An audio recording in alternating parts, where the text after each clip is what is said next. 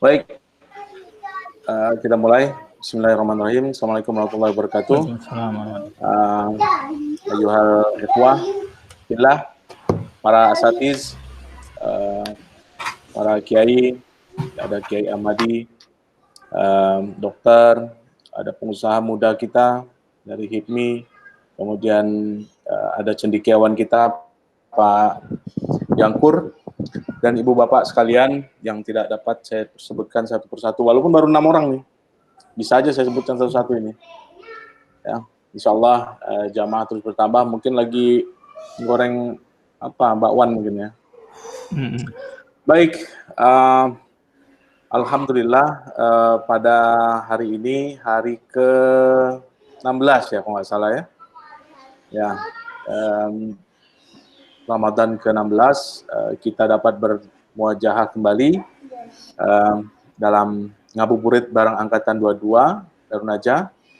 Dan hari ini telah hadir di tengah kita Ustadz Syarifuddin Sardar. Saya sedikit sampaikan background beliau. Ya. Beliau saat ini pengajar di Sekolah Alam Permata sebagai direktur konsultan bisnis di Sardar Consulting. Ini luar biasa ya, banyak mungkin yang akan kita pelajari dari beliau. Kemudian beliau juga masih mengembangkan kampung ternak amanah sebagai marketing. Ini luar biasa. Mudah-mudahan kita juga beliau berkenan untuk menyinggung sedikit terkait dengan bisnis yang beliau jalankan. Anaknya 5 sudah, alhamdulillah, dari istri pertama. Saya nggak tahu ya, potensi kan bisa aja punya istri 4. Ya, kita doakan aja yang terbaik buat Ustadz Sardar. Ustadz Syarif Sardar, sebelum kita memulai, nah ini siapa nih yang akan qiraatil Quran? Ustadz Nasruddin ya.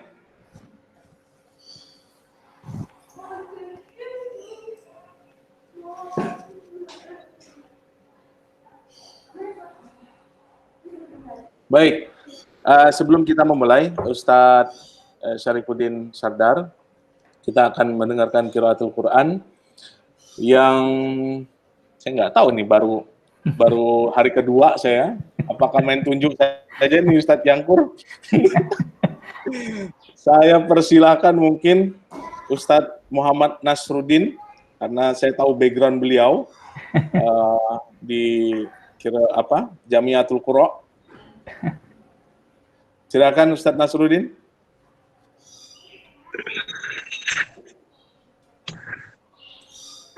Aduh, Afwan, ini saya lagi nunggu jadwal operasi. Semakin berkah itu operasinya. Oke, baik. Saya lempar kalau begitu ke Ustadz. Saya lempar ke Ustadz Michael. Ustadz Michael. Ya. Langsung aja Ustadz Michael. Iskandar Michael.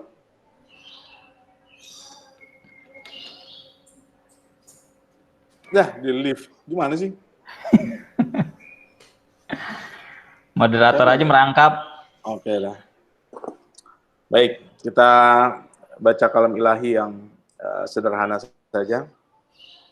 A'udzubillahi minasyaitonirrajim. Bismillahirrahmanirrahim. Alam nasrah laka sadrak wa wada'na anka wizrak allazi anqadha zahrak wa rafa'na laka zikrak fa inna ma'al usri yusran inna ma'al usri yusra fa iza faragta fansab wa ila rabbika farghab. Sadaqallahul azim wa sadaqal rasulul karim. Ya Allah, semoga pertemuan kita pada majelis kita pada online hari ke-16 ini mendapat manfaat dan faedah, kemudian mendapat berkah dari Allah Subhanahu wa taala. Untuk mempersingkat waktu, sebelumnya saya akan mempromosikan dulu. Ini banyak bisnis-bisnis teman-teman ini juga ini. Ada empek-empek Ruby nih dari Ustadz Haji Indra. Jadi kalau teman-teman berkenan, ini rasanya sudah nggak diragukan lagi, lemak nian kata anunya, tagline-nya. Jadi silakan kalau teman-teman ada yang ingin berbuka puasa dengan pempek, ini luar biasa sekali. Baik, itu saja iklannya. Selanjutnya saya serahkan ke Ustadz Syarifuddin Sardar. Silakan Ustadz. Masya Allah. Assalamualaikum warahmatullahi wabarakatuh. Waalaikumsalam warahmatullahi wabarakatuh. Terima kasih kehormatan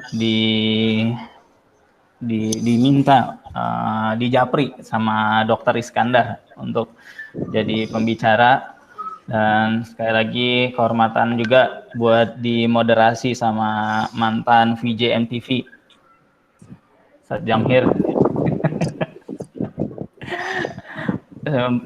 Untuk semuanya alhamdulillah ketua angkatan yang kami hormati ya.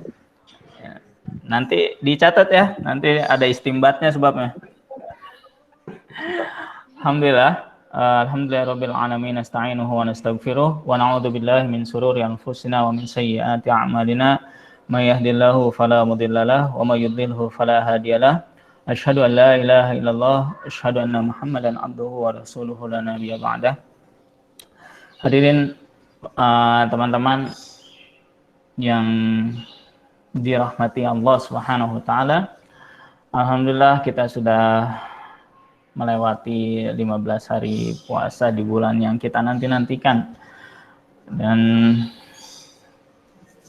setengahnya lagi mudah-mudahan kita akan bisa lewati dengan hari-hari yang lebih baik daripada hari-hari sebelumnya. Amin.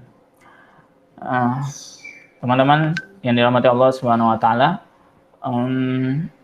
ya, tema saat saya ditanyakan tema yang akan disampaikan apa, terus kalau saya ini pelaku bisnis gitu ya, saya nggak terlalu banyak mengumpulkan konsep gitu ya. Jadi dadakan aja. Tadi saya bikin konsep karena slide-nya juga belum jadi gitu ya. Saya bilang nanti saya bilang ke moderator saya akan posting berikutnya gitu ya. Ya, topiknya tahu sama tahu karena ini sifatnya muzakarah saja. Teman-teman sudah tahu yang kita akan muzakarahkan, tapi ini untuk tazkirah buat diri pembicara sendiri dan pengingat buat semuanya bahwa Allah Subhanahu wa taala menciptakan makhluknya ini dengan maksud. Dan teruntuknya kita ini manusia Allah ciptakan untuk beribadah. Nah, kita Allah Subhanahu wa taala unggulkan lagi dengan status sebagai khalifatul fil ardh. Khalifah di muka bumi. Peran kita sebagai khalifah ini, kita diminta untuk memberikan manfaat buat diri kita, lingkungan kita, keluarga kita, dan seluruh alam. Nah, untuk itu Allah Subhanahu wa taala udah kirimkan prototipe buat kita, ya. Istilahnya kalau di bisnis itu kita punya sampel, ya. Sampelnya ya para nabi dan rasul, para anbiya. Terlepas daripada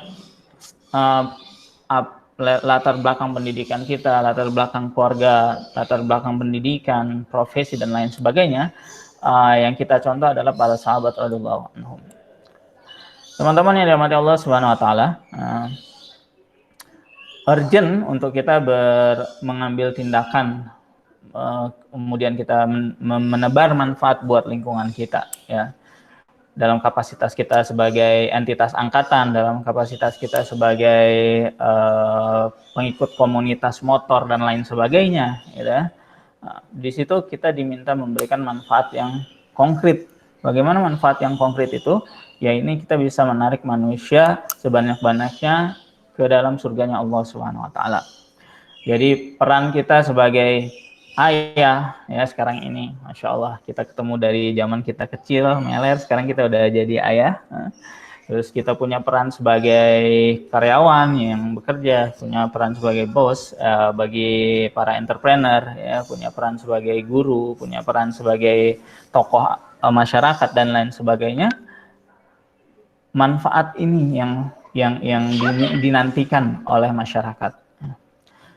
Sebelum sesi ini tadi saya ikut satu sesi seminar online yang membuat pentingnya kita semakin cepat untuk bertindak secara konkret, ya. Yakni bagaimana efek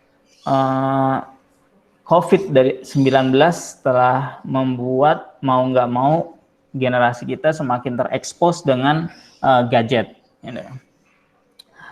Nah, sementara gadget yang umumnya diakses oleh generasi-generasi kita, ya, sebagai generasi X, ya, sebagai generasi imigran yang sebelumnya merasakan dunia monolog, kemudian kita berimigrasi ke dunia yang online, gitu ya.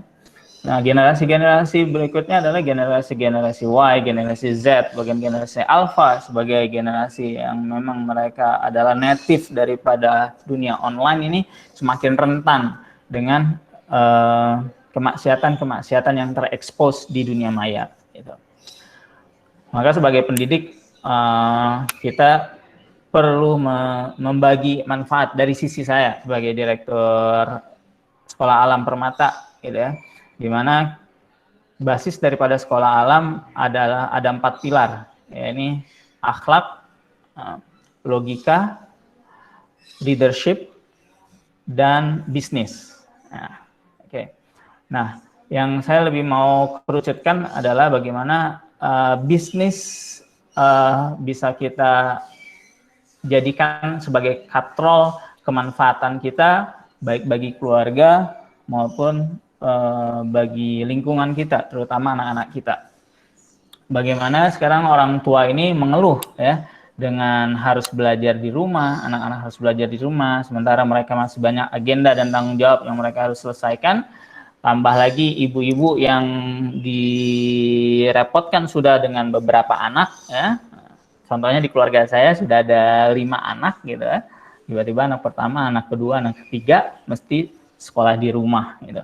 Nah, ini yang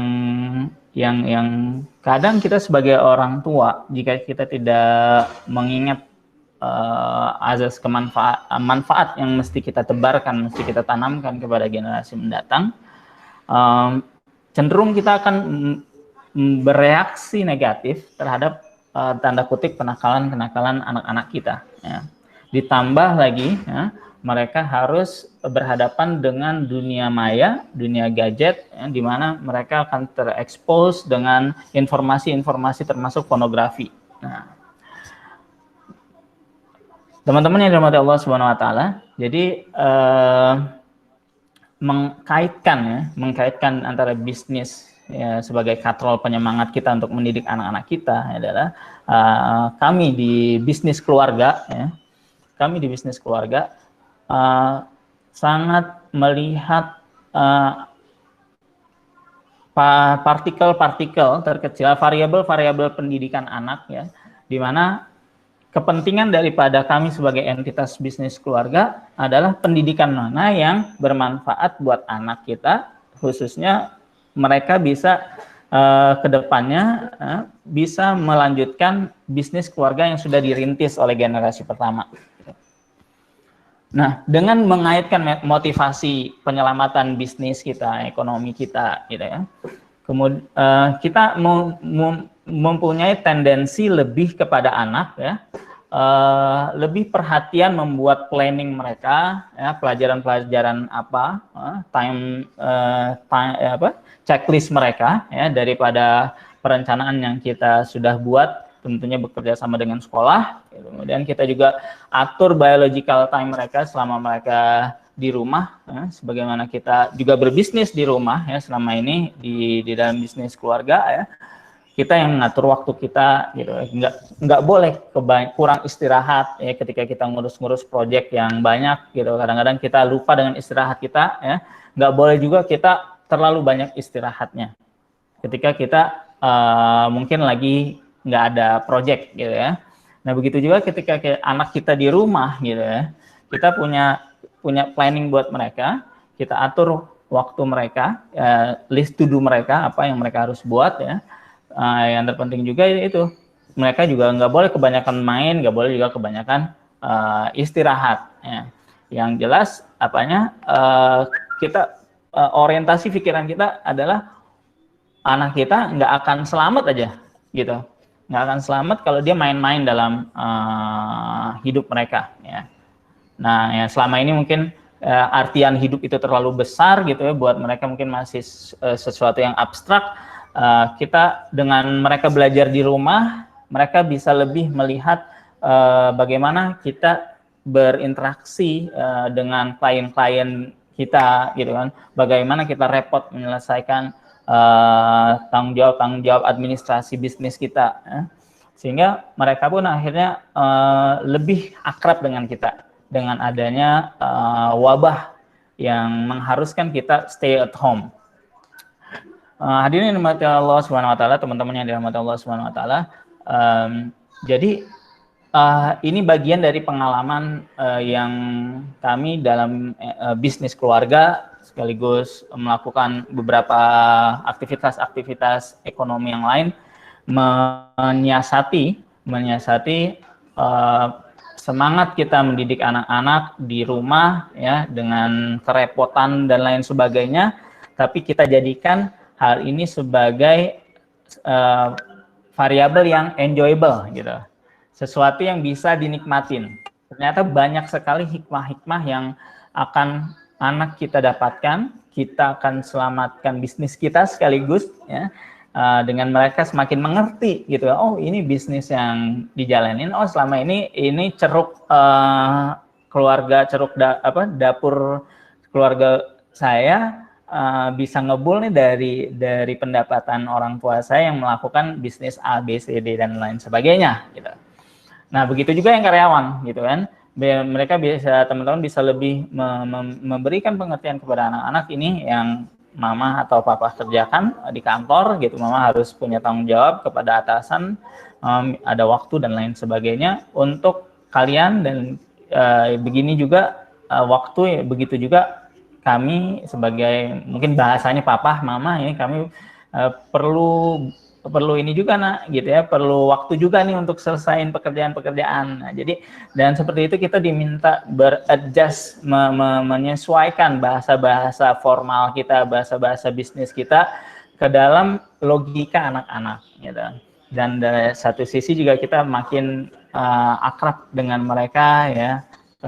Karena kita diminta untuk mencontohkan akhlak yang baik ya, ketika kita lagi repot dengan bisnis kita ya, telepon dengan klien dan lain sebagainya, tiba-tiba mereka seruduk sana sini minta handphone, minjem handphone dan lain sebagainya, kita mesti menyikapi itu dengan cara yang bijak sehingga mereka tetap bisa nyaman dengan kita dan bisa menjadikan orang tuanya sebagai sumber dopamin ya, istilah mental psikologi itu, supaya dopamin atau zat kimia yang ada dalam yang berkontribusi dalam membuat orang itu bahagia ya, yang bernama dopamin itu tetap penuh dalam diri anak kita, dan sumbernya adalah kita gitu. Ketika kita marah lantaran alasan bisnis dan lain sebagainya, yang work from home gitu ya, kemudian itu akan mengurangi dopamin mereka akan mencari pelarian untuk menambah dopamin yang dibutuhkan oleh mereka untuk bahagia. Boleh jadi itu dari sumber gadget yang nggak terkendali dan lain sebagainya, teman-teman mereka seperti itu halnya. Jadi yang saya mau katakan adalah bagian daripada COVID yang begitu seram ini ternyata ada sisi kemanfaatan yang bisa kita dapatkan. Kalau Ana menyikapinya gitu ya, dengan mengaitkan bisnis sebagai katrol penyemangat mendidik anak-anak di rumah. Ustadz Afwan, apakah ada slide yang akan ditampilkan? Slide-nya caranya gimana ya? Belum pernah. Ini kan ada present ya.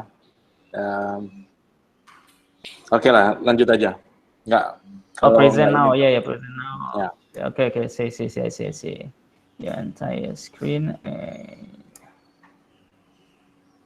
Karena teman-teman setelah ini ada kuis setelah penyampaian oleh Ustadz Syarifuddin Sardar dengan hadiah menarik ya. Jangan lupa dengarkan sampai berakhir. Ini ada Ustadz Andri Lolo Fata, Ustadz Teguh Fauzan Sah, luar biasa ini kiai kita ini. Nah, ini sudah. You are presenting to everyone. Yes. Bapak nih, yang mau dimunculin mana nih bahannya? Udah nanti Ane nyusul aja deh ya ininya. Oke. Nggak apa-apa. Ada susul.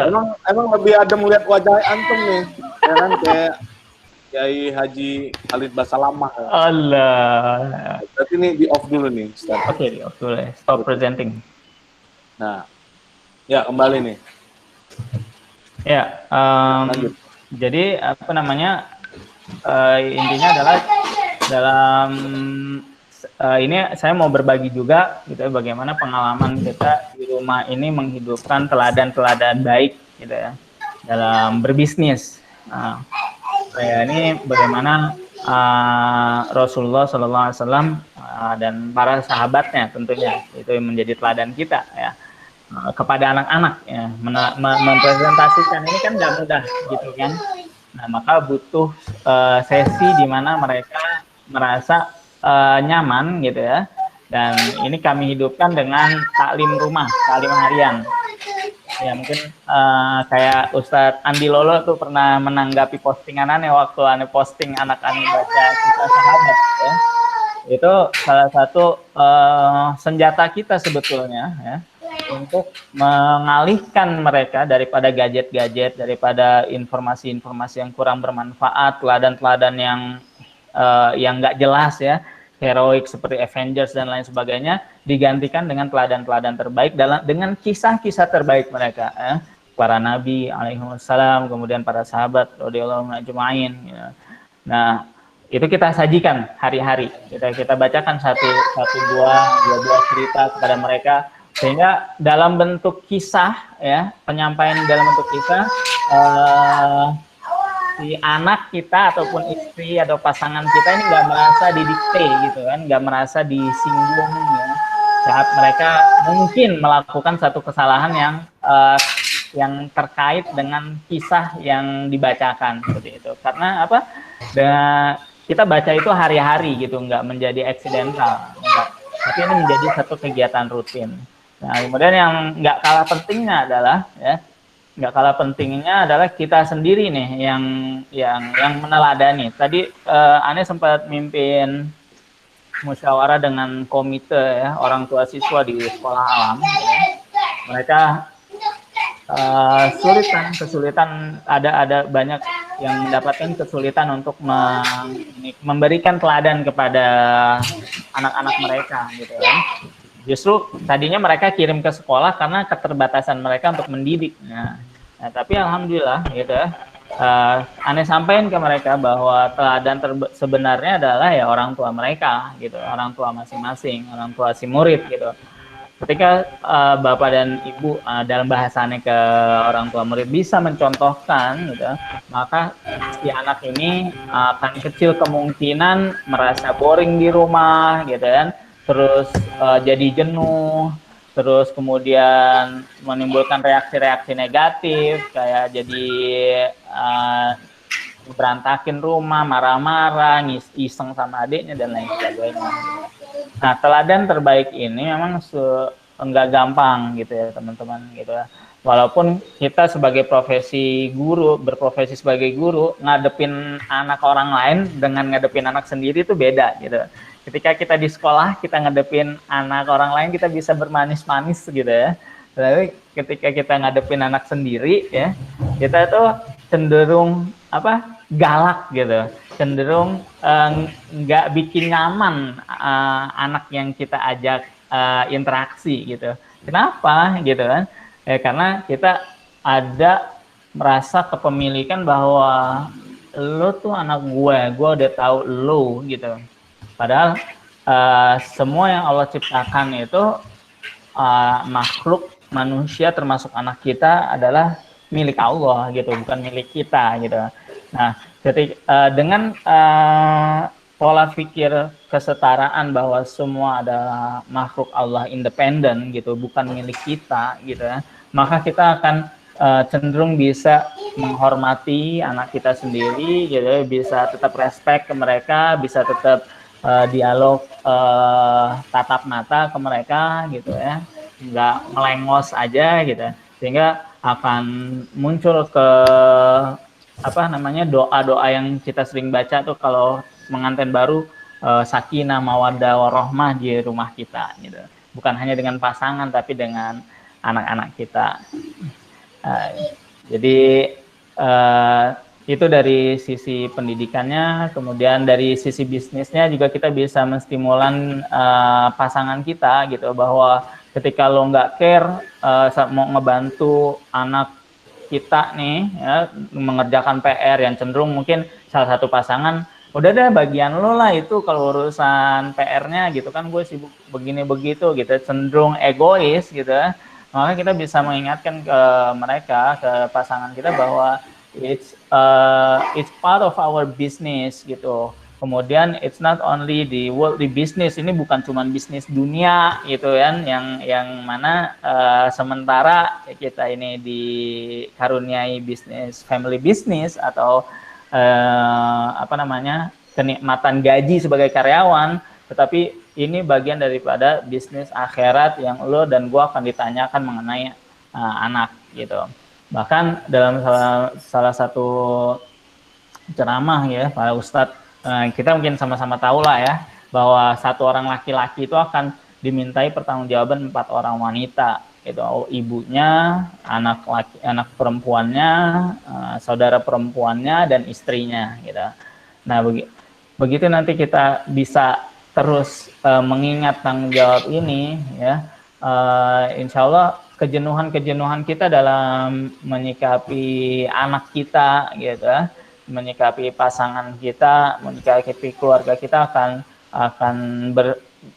justru terbalik menjadi satu kenikmatan, menjadi enjoy gitu ya. Bahkan ketika ngadepin letupan kemarahan dari pasangan, kemarahan dari orang tua, bahkan reaksi anak yang mungkin kadang-kadang nggak kita harapkan gitu ya, quote and quote kurang ajar gitu ya, kita bisa berintrospeksi dulu gitu ya sejenak, sekian detik, baru kemudian kita merespon mereka dengan respon yang layak gitu, bukan dengan cacian, makian, atau marah-marah dan lain sebagainya. Saya kira itu bagian dari saya yang saya bisa share di sore hari ini. Barangkali ada ini teman-teman, kita dialog aja ya, atau ada yang istimbat gitu. Assalamualaikum. Ini udah kayak Mohadoroh ya, bener juga ada tempatnya. Tapi nggak ada yang berani nih. Kalau ngelihat Ustadz Syarifuddin Sardar, kayak ngelihat Ustadz Syafiq Basalamah, ya kan? Ewoknya tuh gimana itu Ustadz tuh? Mungkin bisa berbagi juga tuh kayaknya. Iya, bagi juga kita nih. Dulu ada itu Ustadz Kiai Haji Ahmadi Rojali gitu, bewok, tapi sekarang udah nggak bewok lagi, udah polos sudah. Saya nggak tahu, rontok kali itu katanya, gara-gara banyak minum kopi. Jadi kalau saya catat tadi ada beberapa hal bisnis keluarga ini bukan main ya, kalau memang bisa dikembangkan dari sisi kontrol terhadap manajemen kita kepada keluarga. Kemudian tadi ada yang menarik sebenarnya, Ustadz Syarifuddin bilang mungkin diilustrasikan buah jatuh itu biasanya nggak jauh dari pohon. Nah, bagaimana anak meniru kita, itulah bagian bentuk kontrol kita. Kemudian bagaimana membangun keseimbangan. Nah, ini teman-teman mungkin kita perlu buka diskusi. Saya persilakan kalau mau lewat ruang chat boleh, kalau mau langsung bicara di forum juga silakan. Mungkin silakan siapa yang mau memulai, silakan langsung di unmute ya, unmute, silakan. Ada yang mau sharing?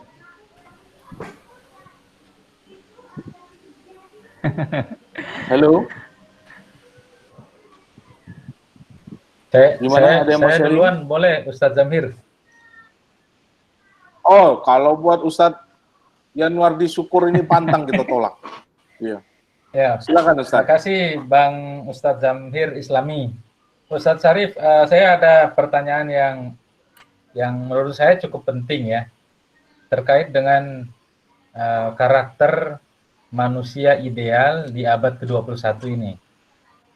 Kan kita di pesantren dulu kan sering diajarin tuh tentang kejujuran. Tapi kan pada kenyataannya ketika kita keluar di pesantren, banyak kita lihat orang yang kelihatannya di panggung depan jujur, tapi di panggung belakangnya ternyata tidak jujur, ya kan? Tapi secara citra itu bagus, baik gitu. Tapi ketika diusut oleh KPK misalnya, oh ternyata tidak sebaik warna aslinya gitu. Nah, itu salah satu karakter. Nah, kira-kira menurut Ustadz Syarif dari bacaan, pengalaman, karena dulu pernah juga kuliah di India kan, kita tahu India kan berkembang tuh pendidikannya dalam, katanya juga di Amerika Serikat itu banyak CEO yang top leadernya itu memang orang India gitu, bukan dari daerah lain. India paling banyak gitu. Nah, kira-kira kalau bisa dibuat listnya, apa aja sih karakter manusia ideal, soft skill mungkin atau hard skill yang dibutuhkan oleh kita yang sekarang udah jadi orang tua nih, dan untuk anak-anak kita nih, mungkin sekitar 5 atau mungkin 10 kalau ada, biar kita bisa catat-catat juga nih. Saya kira itu aja Bang Zamir. Oke. Oke, terima kasih Ustadz Yangkur. Langsung ditanggapi oleh Ustadz kita. Ya, Gimana Ustadz? Ustadz Syarifuddin. manusia ideal abad 21. Ini kalau Ustadz Yangkur sebenarnya aneh sering pakai mengutip dari tulisan beliau gitu untuk ngejawab pertanyaan-pertanyaan mahasiswa kalau di kampus.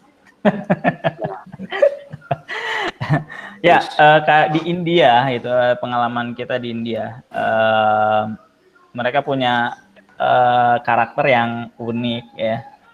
Salah satunya mereka kalau sebenarnya sih mereka tuh dalam level kecerdasan ya sama lah gitu ya. Nggak ada good memory, bad memory nggak ada gitu. Yang ada adalah kita kurang ngotot gitu. Kita kurang ngotot, ya. Nggak persistence gitu ketika kita punya tujuan gitu. Nah, orang-orang India itu walaupun kemampuannya pas-pasan gitu ya, sebenarnya nggak lebih pintar dari orang Indonesia juga gitu. Tapi mereka bisa ngotot gitu, bisa menyampaikan argumen-argumen gitu ya, dan mereka bisa mengartikulasikan verbal yang di dalam pikiran kita itu rumit gitu ya. Mereka bisa mengartikulasikan keluar dari lisan mereka itu sehingga orang lain bisa teryakinkan, oh iya ya, seperti itu. Salah satunya itu mereka ngotot, bahasa ininya kali, bahasa bagusnya persistence ya. Terus mereka juga ulet gitu. Jadi mereka nggak terlalu banyak tujuan gitu ya. Contohnya itu waktu itu kita di India ini, kalau boleh cerita pengalaman di India, kalau kita kan di tahun 2004 gitu ya, 2000 di mana muncul awal Friendster ya. Kemudian ada sosial media yang lain, Yahoo Chat gitu. Itu kita biasanya kalau di internet tuh anak-anak Indonesia tuh begitulah aktivitasnya gitu ya, ngisi statusnya, terus chatting dari Yahoo Room kemudian. Tapi kalau mereka gitu ya di warnet gitu ya, mereka justru bikin ini, mencoba coding baru gitu dari pelajaran software yang mereka serap di sekolahnya atau di kampusnya gitu.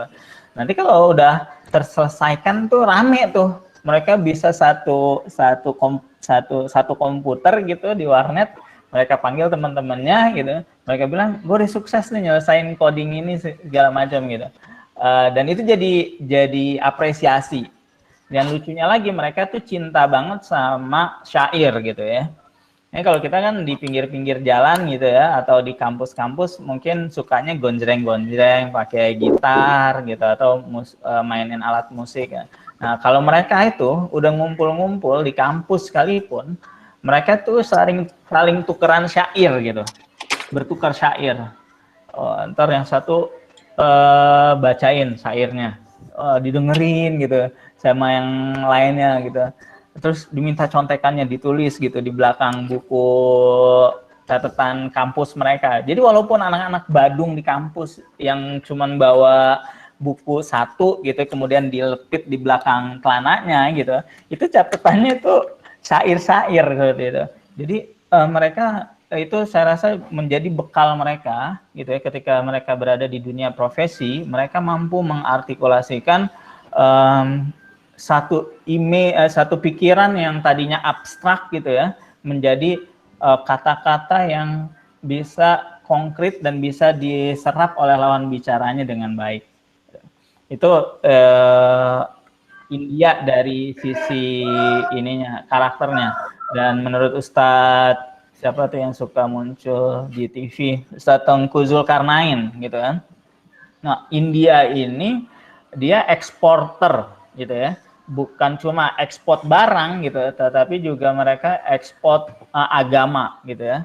Jadi agama mana aja yang sudah mampir di India itu di preach, disebarkan oleh preacher mereka, oleh misionaris mereka ya. Ada Buddha gitu kan disebarkan dari orang India ke seluruh dunia. Ada Hindu disebarkan orang India ke seluruh dunia gitu. Kemudian muncul Kristen gitu ya. Kristen muncul preacher hebatnya dari India gitu ya. Penyebar agama itu dari India. Islam gitu ya. Juga muncul preachernya atau penyebar agama Islam yang hebat-hebat dari India, seperti salah satunya Dr. Zakir Naik gitu, yang ada sekarang ini. Jadi mereka boleh dibilang kalau dalam secara konklusinya ngotot gitu ya, dan mereka menyeimbangi biasanya itu dengan kepusingan mereka dengan nyanyi-nyanyi gitu. Jadi kalaupun kita naik beca gitu ya, mau kita naik beca, naik bajai, naik taksi, itu supirnya nyanyi-nyanyi itu udah biasa gitu kan, dengerin mereka nyanyi. jadi mereka enjoy aja dengan beban hidup mereka gitu ya. Terus dia bisa melangsungkan kehidupan mereka dengan penuh kesulitan kayak gitu. Dan banyak juga bisnis keluarga India yang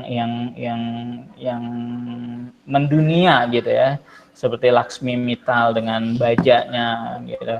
Kemudian ada Telkom Reliance itu dari keluarganya, lupa nama keluarganya, tapi itu dari India juga gitu. Jadi mereka satu gitu, tapi mereka perkuat dan mereka ngotot gitu. Ini mesti kalau benar mesti lo beli gitu kan, kayak gitu.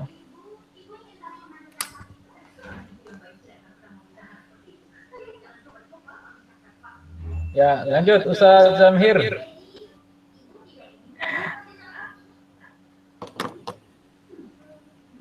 Ustaz Zamhir mulai agak tidak tersambung ya. Ya, silakan Ustaz Zamhir.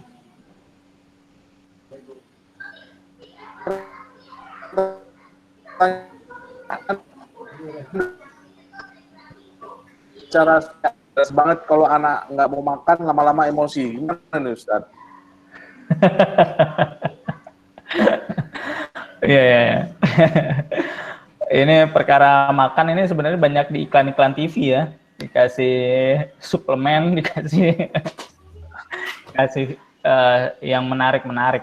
Tapi intinya memang kalau dari sudut pandang psikolog gitu ya, gimana kedekatan kita sama anak-anak kita gitu ya. Jadi kalau dalam konsep dakwah itu ada ta'aruf ya, ada perkenalkan ya, kita sama anak kita udah merasa kenal gitu ya. Kemudian kita ta'aluk ya, kita mengakrabkan diri gitu ya. Kemudian kita taskil dia, istilahnya kita ajak dia untuk sesuatu yang kita inginkan gitu. Sayangnya kita ini cenderung nggak sabar gitu. waktu kita merasa sudah kenal dengan anak kita gitu, dan ketika mereka sulit makan, kita akhirnya kita yang ada kita paksa gitu, dan akhirnya jadi kita ngotot dan nyolot gitu ke mereka. Ya udah, yang kita cuma sebatas ta'aruf, tapi kita nggak bisa berta'aluk sama mereka, nggak bisa akrab sama anak-anak kita. Apalagi kita bisa mau menggolkan misi kita, itu mentaskil dia untuk makan gitu. Jadi memang kita perlu akrab gitu ya dengan anak-anak kita. Dan ada satu, mungkin kemarin jadi ini aneh, status juga aneh pasang Dr. Shifali. Dr. Shifali itu psikolog India yang lagi tren di Amerika gitu ya. Dia dengan konsepnya itu dia menyampaikan bahwa ya anak kita itu bukan milik kita gitu. Anak itu milik Tuhan kita, milik Allah lah kalau dalam konsep kita gitu ya.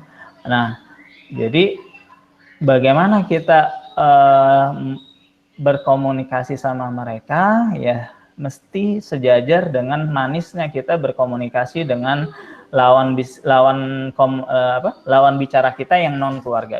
Biasanya kan kita gitu, sama orang yang bukan keluarga kita bisa bermanis-manis gitu ya, apalagi sama klien bisnis ya. Tetapi sama anak kita sendiri kita nggak mau gitu. Karena apa? Ya, karena kita merasa udah tahu dia gitu kan, dia adalah binnya atau bintinya adalah nama kita gitu kan. Jadi kita makin otoriter ke mereka. Jadi ada baiknya ini yang masalah makanan mereka tolak ya, berarti kita kurang tahu anak kita gitu, baik secara psikologis maupun kebutuhan fisik dia gitu yang sebenarnya gitu. Jadi ya memang terus harus belajar lah sebagai parent gitu. Ya, ini dengan kata lain, mungkin Ustadz Teguh belum akrab nih dengan anak ini, ya kan? Jangan dipaksa nih kayaknya Ustadz ya. Iya, jangan-jangan dia jarang pulang nih Ustadz nih, makanya kayak begitu. Ya kan, Ustadz Teguh nggak usah dipaksa, karena kalau dipaksa nanti gedenya jadi buzzer nanti. Oke, kita berangkat ke pertanyaan berikutnya dari Ustazah Mary Nansilia. Yang paling penting adalah pendidikan integritas seperti ini bagaimana dalam Islam? Gimana Ustaz? Sorry keputus di transfer. Penting. Nih, yang penting adalah pendidikan integritas. Nah, seperti ini bagi Islam gitu loh. Integritas ya? Oke. Ya, integritas itu kan waktu nggak ada diskrepensi istilah psikologi sosial gitu ya. Diskrepensi itu artinya nggak ada jarak antara perkataan dengan perbuatan gitu. Nah, munculnya disintegrasi gitu ya, nggak terintegrasinya pendidikan, khususnya pendidikan di rumah ya, antara anak dan orang tua ketika salah satu pihak melihat ada perbedaan antara perkataan dengan perbuatan. Yang muncul gap kemudian. Nah, gap itulah yang membuat pendidikan di rumah khususnya itu tidak terintegrasi. Lalu balik kepada pendidikan yang konsep lebih besar, pendidikan Islam ya. Rasulullah SAW sebagai teladan kita ya mencontohkan tentang bagaimana mereka Rasulullah SAW ini bisa mengikram anak-anaknya ya. Terus kalau kita lihat di sejarah ya, anak-anak Rasulullah yang Rasulullah didik sampai besar cuma anak perempuan beliau gitu kan. Anak laki-lakinya sudah meninggal saat beliau saat masih kecil gitu ya.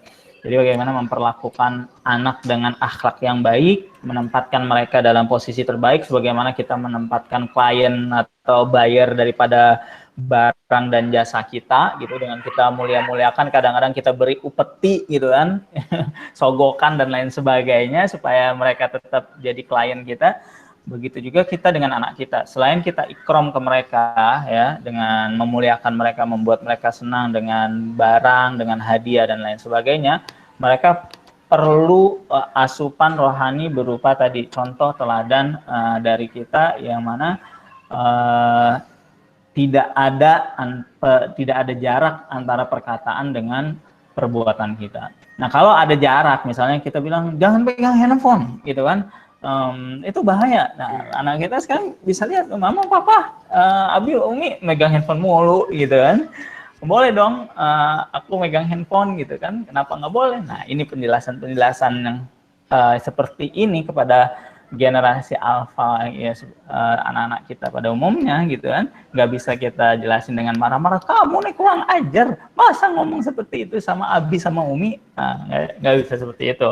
Kita berikan mereka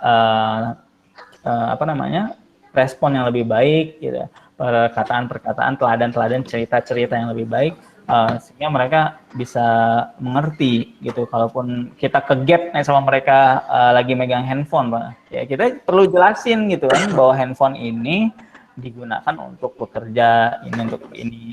Kalau perlu diliatin screen-nya gitu kan. Ya, nah, jangan sampai pas diliatin screen-nya itu ada hal-hal yang nggak senonoh gitu. Makanya kalau ada yang nggak baik, udah langsung delete aja dari grup kayak gitu. Jadi handphone kita bisa dicek sama anak kita, mereka tahu luar dalamnya kita, itu akan menjadi pendidikan terintegrasi yang akan menyatukan antara akhlak, logika mereka, leadership mereka, dan bisnis mereka. Dan ke depan bisnis itu ataupun pekerjaan mereka yang baik buat mereka adalah yang fun, ada yang enak dilakukan buat mereka. Kalau bisnis enak dilakukan mereka, itu mereka akan lebih berkembang cepat bisnisnya. Apa dasarnya adalah minat dan bakat mereka. Nah, kita jadi orang tua ini, kita perlu juga mempelajari ilmu minat dan bakat gitu, sehingga kita nggak salah nih nanti menilai anak kita, kok anak gue pemalu banget ya, kok anak gue nggak mau gaul ya, kok anak gue nggak. Jadi kita nggak cepat nge-label mereka, padahal mereka itu bagian adalah dari bakat dan minat mereka yang Allah Subhanahu Wa Taala titipkan kepada kita untuk dikembangkan. Insya Allah. Baik, ada yang ingin bertanya langsung, Ustadz Zamzani. Tapi setelah saya bacakan dulu, ada pertanyaan dari Ustadz Irfan Syuhada. Bagaimana menanamkan nilai-nilai entrepreneurship pada anak-anak? Singkat aja, Ustadz.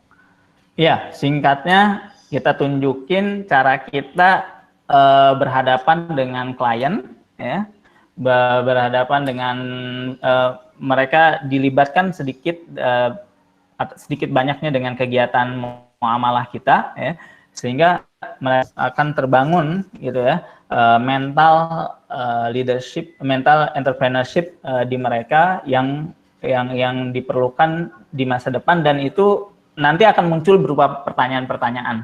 Nah, nanti akan berkembang tuh dari pertanyaan yang mereka tanyakan, anak kita tanyakan terkait sama muamalah kita. Itu jawaban-jawaban itulah yang akan menjadi bekal buat entrepreneurship buat anak-anak kita. Gitu kan. Baik. Saya undang Ustadz Zamzani Airlinus. Ini jauh-jauh dari Pekanbaru. Silakan Ustadz. Ayo. Oke, siap. Sudah dengar belum? Sudah dengar, sudah. tapi wajahnya nggak ada. Ya, nggak usah lah, lagi di... Banyak. Oh, baiklah. Kenapa? Banyak tompel sekarang ya? Gitu kan enak. Lanjut. Ya, Assalamualaikum, Ustaz Arif. Waalaikumsalam. Syekh. Ada dua pertanyaan nih. Tapi sebelumnya nih, Ustaz Arif beberapa kali pernah juga jumpa nih secara nggak langsung nih di Jakarta ya toh? Oke, jadi pertanyaannya pertama, anak-anaknya itu kan anak sekolahkan itu di sekolah Islam terpadu yang dekat dengan rumah, jadi secara pragmatis aja karena memang gampang diantar, karena aneh kan jarang pulang ke rumah, kan kadang 2 mingguan di luar kota, 3 mingguan jarang makan luar kota, jadi secara teknis, secara praktis anak-anak yang dekat aja lah. Nah, kebetulan sekolah yang ada di sini yang dekat, sekolah ke Islam terpadu. Nah, di sini ada beberapa hal yang Anda yakini dulu, yang Anda yakini sekarang ini, soal misalkan bacaan sholat, yang dulunya mungkin misalkan bacaan doa iftitah itu kan yang aneh ketahui cuma ada 2, tapi di sana ada lagi versi 3-nya.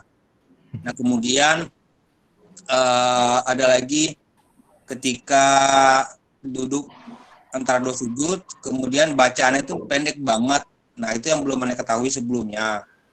Nah jadi kayak gitu ada beberapa yang ketika aneh luruskan, tapi anak itu merasa dia lebih takut sama gurunya gitu loh. Tapi kata ustazah ini begini loh, gini-gini. Jadi aneh tahan untuk tidak memberikan intervensi ataupun koreksi karena aneh juga mesti baca-baca lagi tuh. Jadi pendapat gimana menurut Ustaz soal itu? Karena kadangkala kan apa yang dipelajari di sekolah itu penting banget karena bisa mempengaruhi anak siswanya. Misalkan gini, dulu pas lagi masa Pilpres kemarin tuh anak-anak berpikir ngomong tiba-tiba, Prabowo ini mohon maaf ya, saya menceritakan dampaknya aja. Prabowo itu hebat ya Ustadz, hebat ya ayahnya. Kenapa? Dia melawan melawan penjajah pakai bambu runcing. Nah ini kan dia dapat dari mana? Dapat dari sekolah. Nah ini kan bisa banget dicek fakta kan soal apa yang dia terima itu. Jadi aneh agak karena aneh jarang pulang sehingga mengontrol anak agak susah. Terus gimana kira-kira cara menghadapi dan mengoreksi informasi-informasi yang diterima anak-anak di sekolah seperti itu. Nah yang kedua, Udah itu aja Ustaz. Udah nih banyak pertanyaan ya, udah nanti simpan lagi. Japri aja ya. Silakan yang pertama dulu. Ya, ya ini walaupun kita jauh ya keadaan kita dengan anak-anak kita, kita perlu jalin komunikasi yang lebih intens gitu karena dalam Al-Qur'an itu nanti boleh dicek sama Ustadz yang lebih ini Ustadz Ahmadi nih yang lebih ngerti ayat-ayatnya gitu dalam Al-Qur'an 17 dialog antara orang tua dan anak gitu. Nah, 14 tempat atau 14 ayat itu dialognya antara ayah dan anak. Sementara hanya 2 dialog antara ibu dan anak, 1 lagi dialog kepada orang tua secara umum. Jadi memang jauhnya dekatnya kita dengan anak yang diperlukan adalah komunikasi, khususnya ayah dengan anak gitu. Jadi mispersepsi sekali kalau kita kaitkan pendidikan di rumah adalah tanggung jawab uminya gitu, enggak. Itu justru tanggung jawab bapaknya, uminya sebagai pengajar gitu. Kita sebagai mudirnya gitu, sebagai ustadz mahrusnya gitu. Nah, tadi terlepas anak antum ada di sekolah terpadu gitu, ada di sekolah negeri dan lain sebagainya gitu ya. Walaupun sekolah alam sekalipun gitu kan. Anda menyampaikan kalau pendidikan itu nggak well done ya, kayak istilah stick dibakar gitu ya, nggak well done di rumah gitu ya, maka nggak akan kurang bermanfaat buat anak kedepannya. Nah, yang dimaksud dengan well done tuh seperti apa? Penuhnya kebutuhan kasih anak dari orang tua. Itu yang dimaksud dengan well done gitu kan. Mereka nggak merasa, oh gue dikirim ke pesantren karena bokap gue merasa gue anak badung gitu kan, maka gue dikirim ke pesantren, nggak gitu. Itu akan terputus bahasa ininya asupan kasih anak itu. Gitu. Maka yang dibutuhkan adalah kasih sayangnya. Nah, kasih sayang ini dalam bentuk dialog harian, mungkin kita perlu kontak nih ketika antum jauh dari anak antum tetap video call sama anak antum gitu kan, musyawarah harian, walau ya kayak gini lah kita musyawarah, ada uminya, ada kendala apa gitu, sehingga terus terbangun komunikasi dan namanya dopamin itu tetap terpenuhi gitu ya dalam kimia biologis anak kita. Dan kembalinya nanti ketika mereka ada kendala, ada masalah, mereka akan curhatnya ke kita, enggak ke gurunya sekalipun. Bahkan di sekolah alam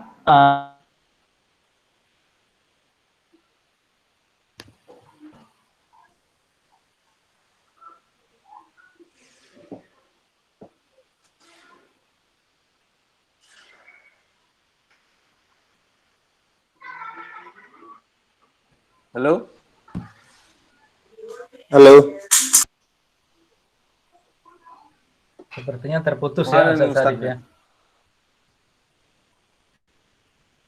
ya. Oke, kita dulu. Kita lanjut Sharing. kuis dulu sampai nunggu Ustadznya datang ya. Kuis dulu Ustadz, sharing itu gampang. Biar ini pesertanya Siap, banyak nih, siap. sampai 270 Siap. orang nih, luar biasa. Ini bisnis keluarga sebagai katrol anak. Ini ada hadiah Rp200.000 ya dalam bentuk empek-empek nanti ya, empek-empek ruby. Kalau buat yang dekat akan dikirimkan empek-empek, yang di luar Jakarta akan ditransfer uangnya 200.000. Bisnis keluarga sebagai katrol dan sebagai keseimbangan juga ya. Pertanyaannya adalah berapa jumlah anak Ustadz Syarif Sardar? Ayo silakan. Yang chat pertama. 5. Yang chat pertama dia yang benar. 5. 5. Ustazah Dicet, Siti Maria. Ustadz salah. Oke. Ustadz Iskandar Michael yang benar. Udah, yang dia Chatting pertama ya berarti. jawab. Oke. Wah, chatting. Chatting, Bu. Chatting. Nanti ya, berikutnya lagi ya. Besok hadiahnya lebih menarik karena narasumbernya dari HIPMI. Itu bisa mobil itu hadiahnya itu. Udah tersambung Ustadz Syarif? Belum. Halo Ustadz Syarif? Belum masuk Oke, Ustaz Sarif ya. karena Ustadz Syarif belum tersambung, kita buka diskusi. Tadi saya lihat ada pertanyaan dari Ustazah Siti Maria. Mohon izin bertanya untuk Ustadz terkait bisnis dengan dunia pendidikan. Ustadz ada beberapa sekolah alam ya, ini tapi memang terkait sekali dengan Ustadz Syarif ya. Beberapa sekolah alam yang ada saat ini biaya administrasinya dalam penerimaan siswa sangat mahal, termasuk biaya SPP per bulan menurutnya. Memang ada ketentuan sekolah-sekolah alam yang bertarif mahal. Waduh, ini minta penjelasan. Saya nggak punya pengalaman. Ada yang punya pengalaman teman-teman dengan sekolah alam? Oke, tidak ada ya. Kita skip dulu pertanyaan itu. Saya buka diskusi untuk teman. Harusnya panitia nggak boleh ikut. Baik, saya lihat lagi ya. Panitia nggak boleh ikut. Panitia hangus ya. Ibu Mary Nansilia yang benar. Saya akan kirimkan Ibu Mary. Nanti tolong hubungi nomor saya 0815 7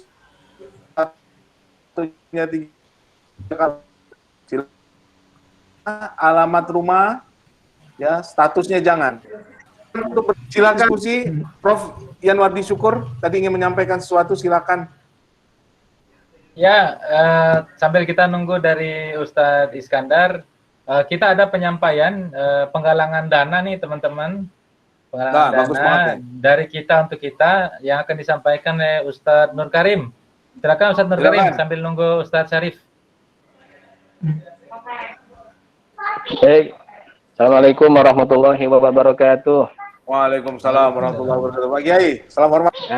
Alhamdulillah, Bang Jamahir sehat kabarnya? Ya, alhamdulillah. Kapan makan nasi kebuli lagi kita ini?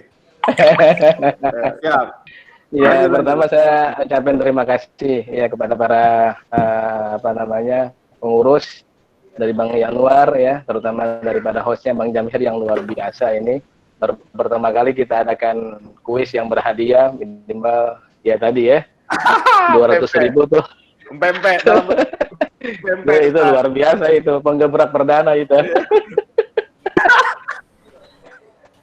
Ini Anda pengen menyampaikan sedikit untuk teman-teman semuanya gitu. Kebetulan alhamdulillah kita bersyukur dengan adanya kegiatan yang sangat bermanfaat NBA yang diperakasai oleh Bang Yangkur ini ya. Kebetulan juga kita ingin berbagi terhadap teman-teman kita yang kondisi saat ini mungkin kita sendiri belum mengetahui tentang keadaan mereka yang ekonominya sangat memprihatinkan gitu kan. Ada sedikit ada inisiatif yang mudah-mudahan juga bisa direspon positif oleh teman-teman semuanya. Jadi Anda sudah memulai di grup itu mungkin dari tadi malam sampai hari ini tentang penggalangan dana yang sifatnya sementara. Arti sementara di sini kita kumpulkan dana dari teman-teman untuk teman-teman dalam rangka menyambut Hari Raya Idul Fitri daripada kebutuhan teman-teman yang memiliki pengaruh dampak daripada COVID-19. Nah, jadi insya Allah melalui kegiatan seperti ini, mudah-mudahan bisa mengetuk hati teman-teman untuk teman-teman kita juga. Jadi penggalangan dana ini kita langsung share di grup itu, langsung contohnya hamba Allah dan nominalnya. Jadi kita ada 3 mekanisme yang akan kita kerjakan jika terkumpul dana. Yang pertama, kita batasi waktu untuk program penggalangan dana ini hanya 10 hari sampai tanggal 18 Mei. Karena tujuan kita untuk membantu daripada kegiatan teman-teman menyambut Lebaran. Yang kedua, kita sambil waktu berjalan mencari daripada teman-teman Angkatan 22 yang kondisinya sangat memprihatinkan ekonominya. Itu kita akan cari terus melalui tim-tim kita, baik temannya langsung ataupun rekomendasi dari teman-teman kita juga.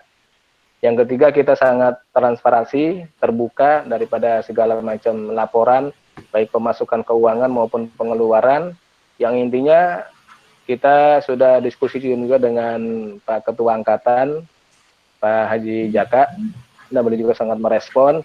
Bahkan kalau bisa kita nggak ingin melibatkan dana foundation yang sudah berjalan, sudah punya kegiatan rutin setiap bulannya.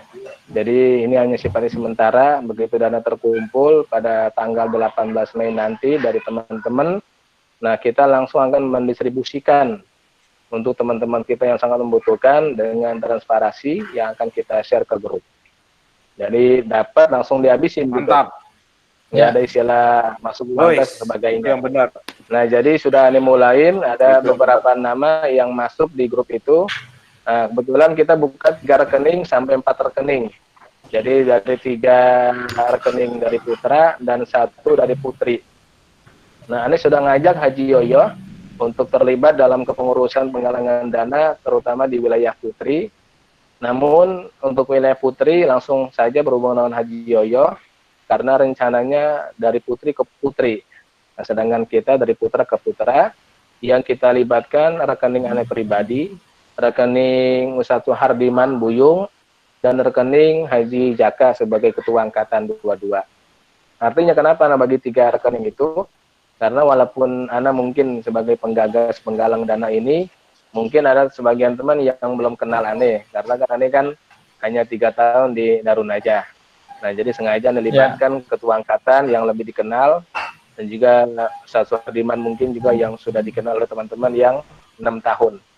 Nah, itu saja himbauan dari Ane. Sekali lagi, mohon bantuan dari teman-teman. Insya Allah kita akan semaksimal mungkin menjaga amanat yang luar biasa ini dari teman-teman untuk teman-teman.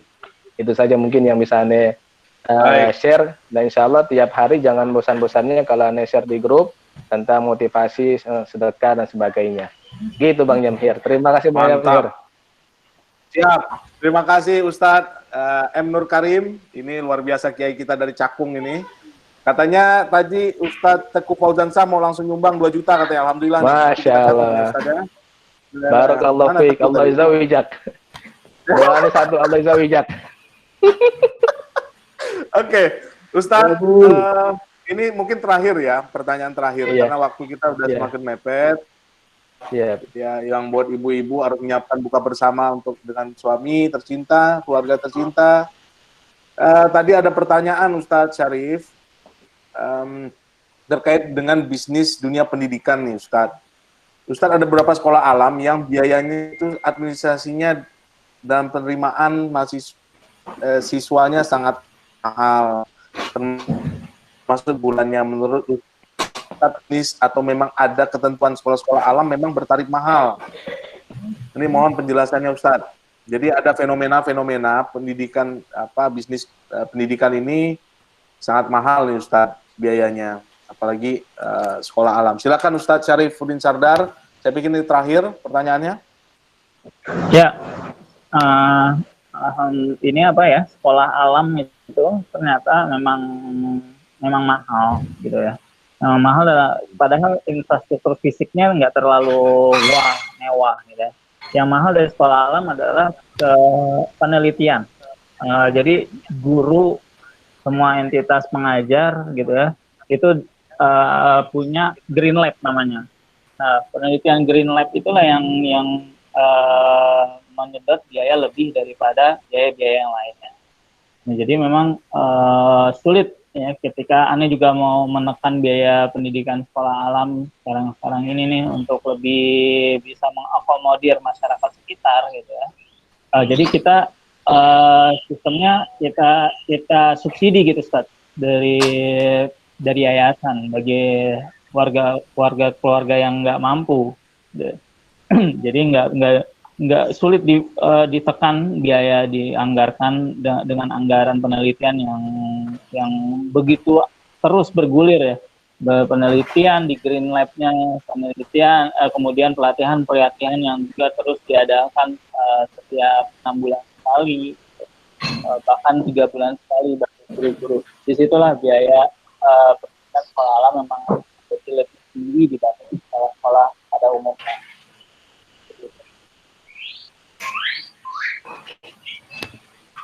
Oke. Saya rasa itu jadi pertanyaan terakhir. Tapi solusinya terus terang ya, bisa kalau konteks orang yayasannya, karena sekolah alam ini kebetulan semua di jaringan sekolah alam adalah orang Islam gitu ya. Jadi mereka ada konsep berbagi, sedekah, infak buat murid-murid yang nggak mampu.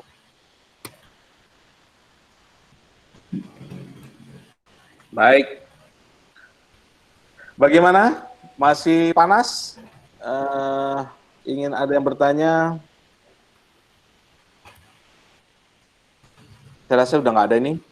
Habis semua. Atau ingin bertanya langsung, silakan. Kita buka diskusi satu saja ya. Satu saja diskusi. Silakan tadi Prof. Januardi Syukur ingin menyampaikan sesuatu. Dari saya sepertinya sudah cukup ya, Tera tadi sudah sangat jelas ya karakter yang diperlukan di abad 21. Luar biasa. Kalau begitu, kalau teman-teman tidak ada yang menanggapi kembali, saya rasa itu pertemuan kita pada hari ini. Terima kasih atas atensinya seluruh rekan-rekan semua.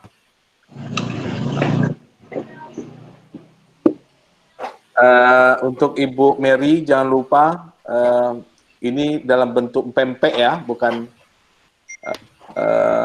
dalam bentuk uang.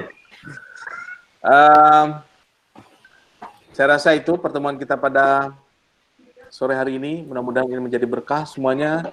Teman-teman selamat berbuka puasa. Mudah-mudahan puasa kita hari ini diterima oleh Allah Subhanahu wa taala dan diberikan kemudahan untuk kita menjalankan seluruh 1 bulan puasa ke depan. Mari kita tutup majelis kita ini dengan kafaratul majlis. Subhanakallahumma wa bihamdika asyhadu an la ilaha illa anta astaghfiruka wa atubu ilaik. Alhamdulillahirabbil alamin. Baik. Saya atas nama pribadi memohon maaf jika ada hal yang kurang berkenan di hati rekan-rekan sekalian, sahabat-sahabat sekalian. Akhir kata, sampai ketemu di besok. Ini akan lebih menarik lagi materinya dari pembicara yang bukan kaleng-kaleng kalau katanya, dan hostnya juga luar biasa itu, Ustazah Nayu ya. Sampai ketemu besok. Akhir kata, wabillahi taufik, wassalamualaikum warahmatullahi wabarakatuh. Waalaikumsalam warahmatullahi wabarakatuh.